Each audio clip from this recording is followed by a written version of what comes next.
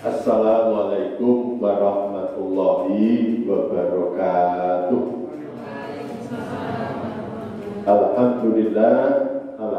Alhamdulillahi rabbil alamin.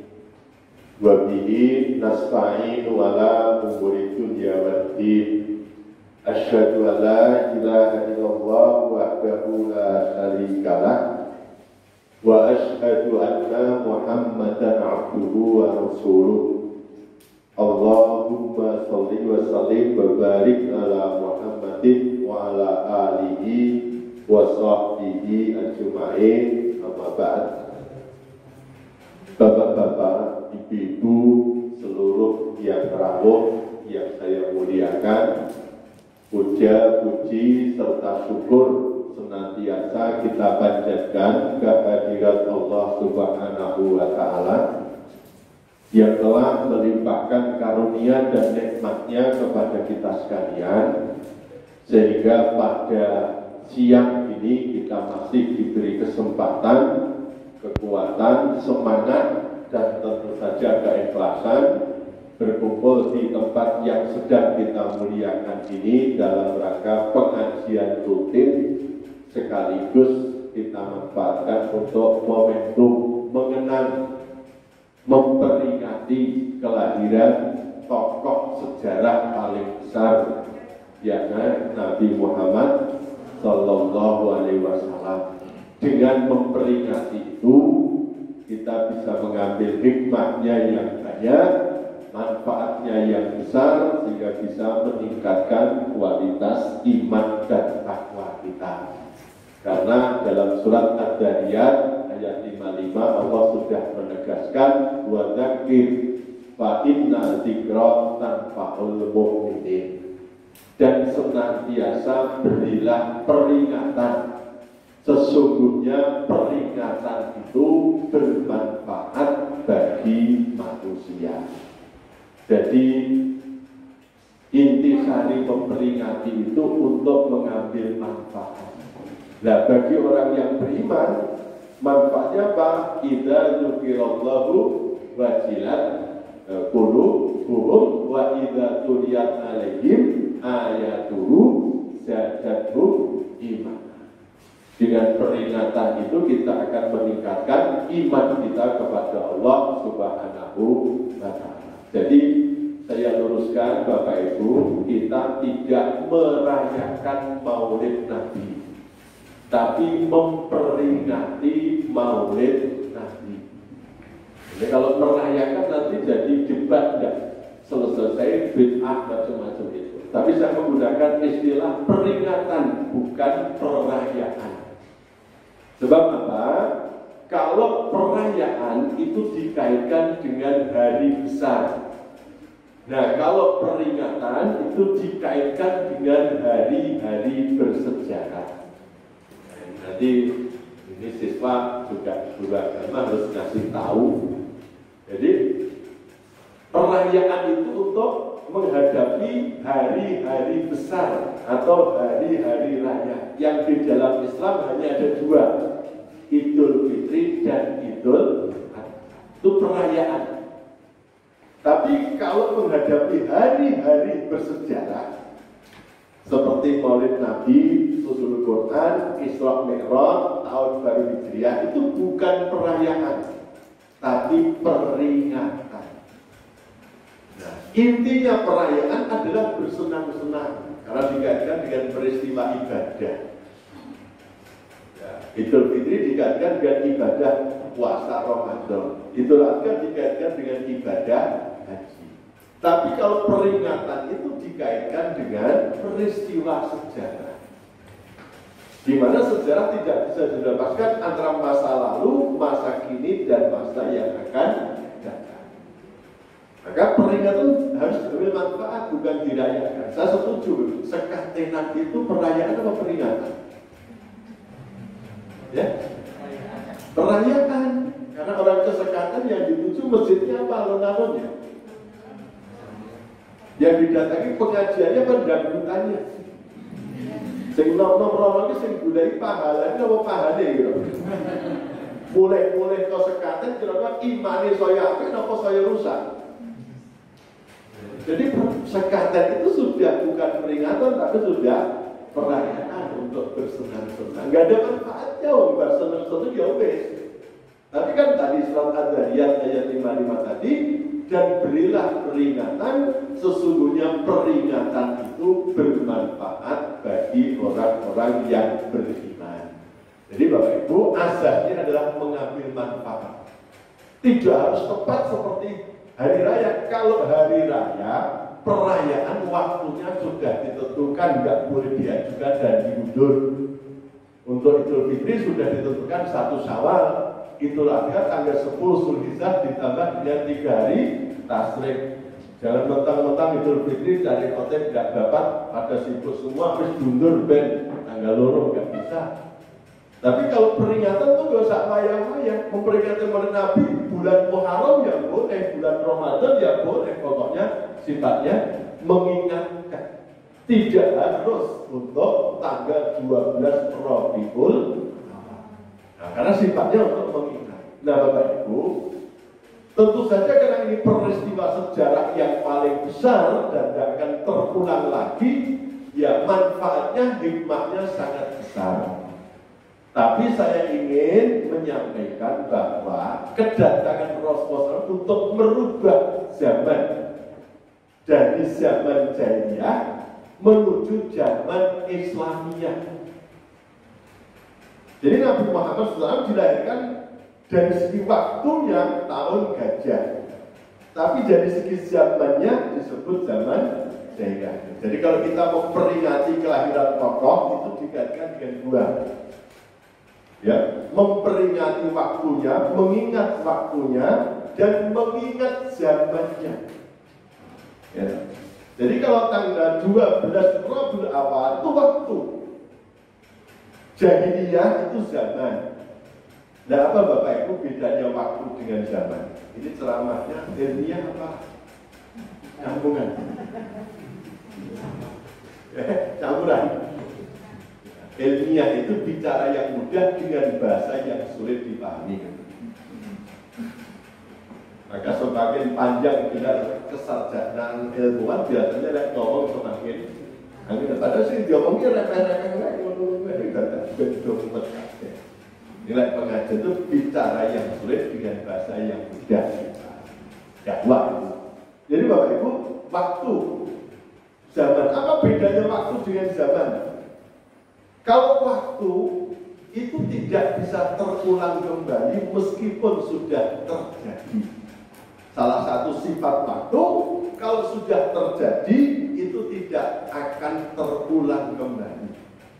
Tapi kalau namanya zaman itu selalu mengalami hukum spiral, hukum baca sejarah, tunas, puncak, tumbang, tunas, berputar. Maka di dalam bahasa Jawa ada ungkapan bolak-balik zaman. Jadi zaman itu bisa berbolak-balik. Nah, jadi tanggal 12 Rabiul Awal tahun gajah itu waktu dan tidak akan terulang. Dan sebetulnya memperingati waktu itu sudah banyak manfaatnya. Saya misalnya lahir saya lahir tanggal 18 Februari tahun 1960. Hampir 61 tahun yang lalu. Itu sekali terjadi dan tidak akan pernah terjadi lagi. Sehingga meskipun usia saya hampir 61 tahun, saya belum pernah ulang tahun dan tidak akan pernah ulang tahun. Ya Bu ya? Bu. Karena tahun 1960 tidak akan terulang. Nek wong kok ulang tahunnya dari orang mikir. Tapi itu berjalan dinamik, gak akan pernah terulang. Oleh itu orang yang memperingati merayakan ulang tahunnya itu tidak ada jaminan bahwa dia akan lebih baik daripada yang tidak diulang tahun itu. Bu, Punya anak satu diulang tahun, yang satu tidak. Kira-kira soleh mana? Berprestasi mana kira-kira? Maka saya punya anak 6 itu tidak ada yang saya ulang tahun. Gak ada, karena memang tahun tidak pernah terulang. Ya protes mau tukang bicara yang diulang tahun. Ya melok bapaknya kondomu. Anaknya otak bukan anaknya tukang. Nah iya, yo minggat-minggat toh saya kan 5 anak-anak kita. Ya udah. Ulang tahun itu gak akan pernah terulang. Maka memperingati Grebek tanggal 12 itu tidak ada hasilnya. Tidak ada Pak Boja dengan penelitian ilmiah. Orang kesekaten Jogja setiap tanggal ada Grebek itu kira-kira masyarakatnya imannya semakin baik atau tidak? Kenapa? Dia adalah berbicara tentang waktu, bukan bicara tentang zaman. Nah, tapi kalau zaman itu bisa terulang kembali. Termasuk zaman jahiliyah itu akan bisa terulang kembali. Ya, nah inilah pentingnya kita memperingati Maulid Nabi dengan zamannya itu kita bisa introspeksi melihat realitas kira-kira zaman kita sekarang ini zaman jahiliyah atau bukan. Tapi kalau tadi Pak Ensyah atau Pak Wakil tadi mengatakan Nabi Muhammad yang berubah dari zaman kegelapan menuju zaman terang benderang seperti sekarang ini benar atau salah? Kalau ada yang mengatakan Nabi Muhammad yang mampu merubah dari zaman kegelapan menjadi terang benderang seperti sekarang ini benar atau salah? Benar atau salah? Yang berubah, yang membuat zaman gelap jadi terang Nabi Muhammad atau Jirgon? Nah ya perlu listrik PLN dia kira gelap lagi saudara kalau PLN bukan karena Nabi. Nabi itu merubah dari zaman jahiliyah kepada zaman Islami, zaman Islamnya. Nah oleh karena kalau kita ingin mengenal peran Nabi, mengingat peran Nabi berarti kita harus makrifatul jahiliyah, mengenal sifat-sifat jahiliyah. Jangan-jangan kita yang sudah jauh dari tempat Nabi lahir, waktunya jauh dari Nabi dilahirkan, kita kembali kepada zaman jahiliyah. Kalau tidak diingatkan bisa jadi tidak sadar. Rumong soalnya wis Islami ning sing jahiliyah. Nah, tapi kalau waktunya terbatas, saya ingin sampaikan hanya beberapa saja tanda zaman jahiliyah. Yang pertama, tanda jahiliyah itu disebutkan di dalam surat Ali Imran ayat 146. Surat Ali Imran 146. Ya dununa billahi ghairal haqqi dhannal jahiliyah. Mereka menyangka yang tidak benar terhadap Allah dengan persangkaan jahiliyah. Jadi mereka memiliki prasangka, asumsi, penafsiran, pemahaman terhadap Allah dengan cara yang tidak benar, sesuai dengan pemahaman jahiliyah yang dilandasi kebodohan. Artinya apa singkatnya Bapak Ibu? Singkatnya pada zaman jahiliyah bukan manusia tidak mengakui Allah ada. Mereka percaya kalau Allah itu ada. Bapaknya Nabi namanya Abdullah. Tokoh munafik di Madinah, musuh Nabi dalam selimut namanya juga Abdullah bin Ubay. Ka'bah sudah ada, orang Arab nyebut ya Baitullah. Orang Arab yang bersumpah ya wallahi tallahi billahi. Tapi kenapa disebut jahiliyah? Mereka hanya mendiakan Allah tapi tidak mengengkaukan Allah. Paham ya? Mereka yang mendiakan Allah tapi tidak mengengkaukan Allah. Orang jahiliyah adalah orang yang percaya kepada Allah tapi sudah tidak menaruh kepercayaan kepada Allah. Kira-kira sekarang zaman kayak kita ada nggak? Percaya kalau jodoh di tangan Tuhan masih pacaran ada? Ada nggak? Ada nggak? Konon katanya jodoh itu yang ngatur Tuhan, tapi ketika cari jodoh kok Tuhan tidak dianggap dilibatkan. Ada nggak? Ada nggak pacaran yang Islam? Masuk neraka yang Islam itu? sudah ada yang ngatur, tapi masih korupsi, masih curang, ada enggak? Ada. Percaya kepada Allah, tapi tidak menaruh kepercayaan. Bangsa kita itu kan bangsa jahiliyah, maka tidak maju-maju. Kenapa? Ketika merdeka mengatakan atas berkat rahmat Allah yang Maha Kuasa. Iya, negaranya berdasarkan ketuhanan yang Maha Kuasa.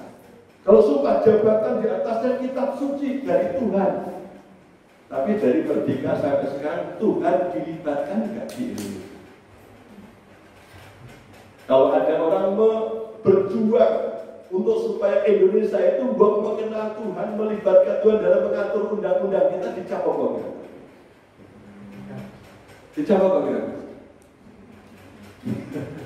Jadi Bapak Ibu, seandainya Nabi Muhammad itu hanya menyampaikan Tuhan itu ada, orang jahiliyah tidak ngamuk, tidak memusuhi. Seandainya surat Al-Fatihah itu hanya sampai segala puji bagi Allah Tuhan semesta alam yang Maha Pengasih dan Maha Penyayang, yang merajai di hari pembalasan, orang jahiliyah siap menerima, percaya, oke. Memang begitu, bagi mereka bukan aneh. Maka di dalam surat Al-Ankabut ayat 61 juga dinyatakan walain sa'altahum man khalaqas samawati wal ard wa sakhkhara samsa wal qamar la yaquluna Allah. Kalau mereka ditanya siapa yang menciptakan langit dan bumi, menggerakkan matahari dan bulan, menurunkan air dari langit, orang jahat semua mengatakan Allah. Jadi percaya. Jadi seandainya Al-Fatihah itu hanya Alhamdulillahirabbil alamin Ar-Rahmanir Rahim Maliki Yaumiddin, ya. Tapi begitu Al-Fatihah diteruskan iyyaka na'budu wa iyyaka nasta'in ihdinas siratal mustaqim. Ketika Nabi melengkapi buat wis percaya Gusti Allah ki sing nyiptake alam semua, yang bersifat pengasih dan penyayang, yang besok menentukan surga dan neraka, buat diteruske hanya kepadamu kami menyembah, hanya kepadamu kami minta tolong, tunjukkan kami kepada jalan yang lurus. Orang jadi yang ngamuk, tidak mau untuk nyembah kepada Allah, minta kepada Allah, mengikuti petunjuk Allah. Mereka cukup Allah dianggap ada dan berkuasa, tapi tidak mau dikuasai oleh Allah. Ada nggak? Kira-kira bapak kalau punya suami yang dihakimi oleh istri, tapi istri tidak menaruh kepercayaan itu. Dia sebagai istri yang diiringi, diakui, tapi suami tidak pernah mendekati, tidak pernah menafkahi atau mewakili ibu. Cukup. Allah tidak cukup diakui kalau ada berkuasa, pengasih, penyayang. Allah juga menuntut kita untuk disembah. Allah yang dimintai, Allah yang diikuti petunjuknya. Kira-kira sekarang ini kalau ada orang melanjutkan itu oleh masyarakat dicap apa? Radikal, apalagi teroris, apalagi apalagi intoleran, ya kan? Itulah jahiliyah. Berarti jahiliyah itu dulu apa sekarang? Jujur, jadi jahiliyah itu dulu apa sekarang? Nah itu makanya inilah memperingati karena akan terulang kembali. Kalau orang jenderal amenangi zaman dan jenderal melungi dan bakal kumanan. Ning sak bejo bejane wong kang lali, isih bejo wong kang eling lan pas padha. Wis balik ono. Sekarang dari kerjaan ranyuak kira-kira penakku dinyuap dan tidak nyuap. Cari sin manut aturan, kalau tidak aturan keluarnya bulan mana? Jadi Bapak Ibu sudah zamannya dan kembali, nah, jahiliyah juga bisa kembali. Nah itu yang pertama. Monggo. Jadi berarti kalau kita ingin mensyukuri kelahiran Nabi, memperingati dan ingin mengambil manfaatnya, monggo belajar. Wis kadung percaya kepada Allah, wis kadung mengagai Allah, buat diteruske. Monggo gelem nyembah Allah, nyuwun teng Gusti Allah, nderek teng Gusti Kalau ibu punya anak lanang ganteng, gagah, seperti sehat, kuning kulitnya sabun kulit di sana. Ngaku bapakku hebat, pinter duit, tanggung jawab. Dipercaya, tapi anak tadi dipanggil nggak mau datang, disuruh nggak mau berangkat, dilarang malah menentang, minta apa-apa malah ke tetangga, bapaknya nyalak bupati, dia dukung orang lain. Karena anak semacam biasa. Dia pikir akhirnya terus kok pitus. Jadi anak sabar, pitus mulai. Itulah Allah. Allah itu bukan maha pemitus. Coba kalau Allah itu maha pemitus, menungso itu wis curas wis entekkan dia. Maksiat pitus, rasulat pitus, korupsi pitus. Allah itu maha pengasih lagi maha. Kita diingatkan datangan Rasul, datangan ulama, warasatul anbiya, datangan mubarik, monggo nyembah nyuwun derek. Allah yang menuntut tiga itu, nyembah nyuwun derek. Kalau kita hanya mengakui percaya tidak pernah nyembah Allah, tidak pernah nyuwun kepada Allah, tidak pernah derek kan tetap, berarti kita masih punya dzon jahil, persangkaan jahil. Nah yang kedua Bapak Ibu, jadi makanya yang saya kaitkan dengan wanita kita cerita sekarang. Wanita jahiliyah itu tandanya ada 3. Kira-kira tanda-tandanya ada. Surat Al-Ahzab ayat 3 dan 33. Bisa diteruskan ke 34. Wanita itu tandanya 3. Yang pertama, kalau berhadapan dengan laki-laki, tampil sebagai objek seksual, bukan sebagai subjek sosial. Wanita kita ngomong dengan orang kemayu genit, kejar daku kau tangkap, kemayu. Kira-kira kalau laki-laki memandang wanita itu, kenapa positif thinking apa negatif thinking? Wanita semacam itu dianggap sebagai subjek apa sebagai objek? Respect apa melecehkan? Nah, Islam menganggap wanita kalau ngomong dengan laki-laki jangan kemayu, jangan genit, tapi dengan qaulan ma'rufah, dengan perkataan yang makruh, dengan kualitas pembicaraan bahwa yang ngomong punya bobot, punya ilmu, punya kehormatan, sehingga laki-laki tidak berani semena-mena terhadap kaum wanita. Maka kalau wanita hanya sebagai objek seksual, pada zaman jelas wanita sangat rendah. Jadi kalau punya anak wanita, keluarga jadi bingung. Coba Bapak nanti pasti repot, kayak di ketoprak itu. Dia anak itu ayu, buah lajari, buah juragani, buah demangin, pengen rebutan, dan itu membahayakan keluarga. Maka banyak orang jelas membunuh anak wanitanya. Karena apa? Wanita hanya hadir sebagai objek seksual, bukan subjek sosial. Nah sekarang ada nggak wanita sebagai objek seksual? Wanita ketika tampil dengan pakaiannya itu ingin dihormati apa ingin diperhatikan? Bukan betul Pak dengan wanita saksi.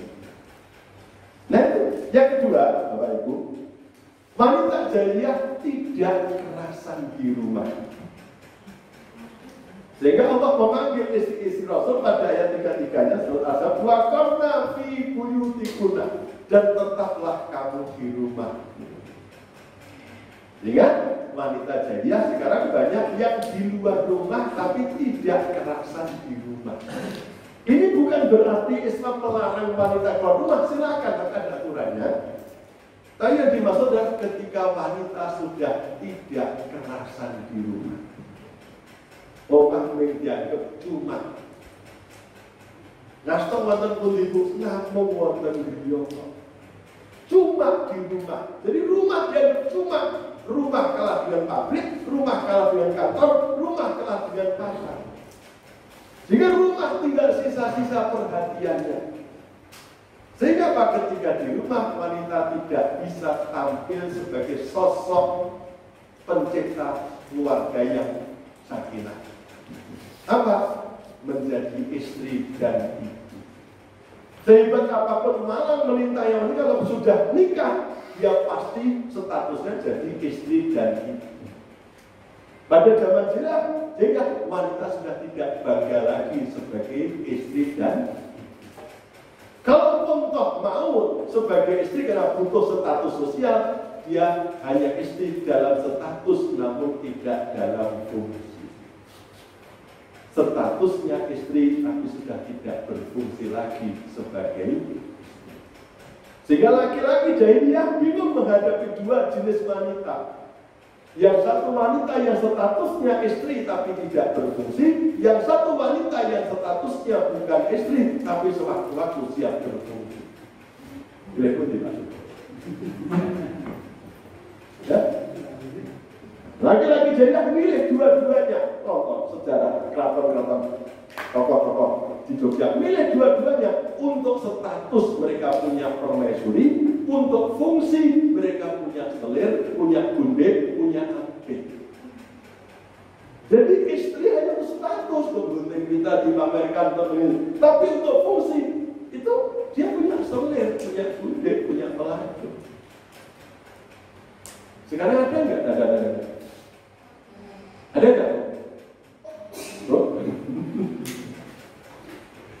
Ya kira-kira kalau dalam rumah kaya itu istrinya tidak berfungsi sementara pembantunya mimi-mimi kira-kira mumet betul. Sing mesake iki wong lanang saiki mesake banget loh. Istrinya tidak berfungsi, mau cari solusi nggak berani karena takut istri kan. Ya ini kan sakit, dolan kaki metu kok omah dolanan merpati, kita mancing, ya. Kenapa? Kalau jika dulu untuk status mereka punya istri, punya permaisuri, tapi kalau untuk fungsi mereka cari solusi. Maka zaman namanya persinggahan, perselingkuhan, pelacuran, ya poligami itu merambah. Kenapa? Ini wanita hanya jadi istri tapi tidak punya fungsi. Ya Pak? Karena dengan fungsinya total nggak ngomong sadar. Tanya pada suami-suami sekarang, haknya itu bertambah atau berkurang? Kalau laki-laki dulu adil ya Pak ya? Adil. Punya istri gajinya 2 juta, punya istri 1. Tapi begitu naik prestasinya, gajinya 8 juta, nambah 3 berani harus kan? Betul Bu? Nek Indonesia ini adil, gajinya orang itu bojone siji, nek kono itu maksudnya bojone telur Pak. Karena di batasannya 4 ya itu, akhirnya Pak ada selera, ada macam kan Pak, laki-laki waktu itu karena istri yang status tidak berfungsi. Maka ibu yang merasa statusnya istri, monggo belajar fungsi saya apa. Kalau suami merindukan itu, yang dirindukan gajinya nopo dompetnya Pak. Dengan itu lain lagi. Lain kalau laki-laki pulang kan begitu. Jadi monggo ibu-ibu, mbak-mbak itu siap untuk laki wanita yang berfungsi sebagai. Yang kedua, wanita tidak mau menjadi ibu yang sempurna. Padahal setiap anak berhak menemukan 3 ibu dan cukup 1 bapak. Bu, setiap anak manusia untuk proses tumbuh kembangnya membutuhkan 3 ibu dan cukup 1. Ibunya 3, bapaknya, yaitu ibu kandung, ibu susu, dan ibu guru. Setiap anak manusia, dia harus menemukan ibu kandung yang ikhlas, ibu susu yang tuntas, ibu guru yang cerdas pada usia emas. Bapak yang satu menciptakan sistem keluarga dan menyiapkan fasilitas yang memungkinkan setiap anaknya mendapatkan 3 anak. Dikandung dengan ikhlas, disusui dengan tuntas, dididik dengan cerdas pada usia emas. Kalau bapaknya tidak mampu, ibunya tidak mampu karena alasan tertentu, harus diangkatkan ibu susu dari manusia. Kalau Nabi kan punya 3 ibu. ibu kandungnya Siti Aminah, ibu susunya Halimatus Sa'diyah, ibu gurunya Ummu Aiman. Nah, itulah Bapak Ibu, karena waktu sudah 1 jam lebih, kemudian yang saya sampaikan tadi ada manfaatnya, banyak kurangnya mohon maaf. Billahi taufiq wal hidayah. Assalamualaikum warahmatullahi wabarakatuh.